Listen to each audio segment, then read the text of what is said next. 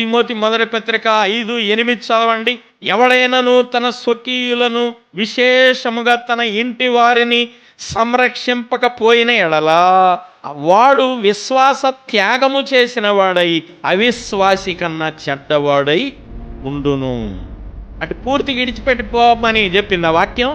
మరి ఇక్కడ ఏం చెప్పాడు యేసు ప్రభు వారు? చెప్పింది తన తండ్రిని, తల్లిని, భార్యను, పిల్లలను, అన్నదమ్ములను, అక్కచెల్లెలను, తన ప్రాణమును సహా ద్వేషింపకుంటే విడిచిపెడతాం వేరు, ద్వేషించడం వేరు. అంటే ఈ చెప్పబడిన లిస్ట్ అన్నీ సెకండరీ ఉండాలి. మొదట ఫస్ట్ ఎవరు ఉండాలి? ప్రభువే ఉండాలి. ఇవన్నీ సెకండరీ ఉండాలి. వాటిని పూర్తిగా విడిచేయమని కాదు.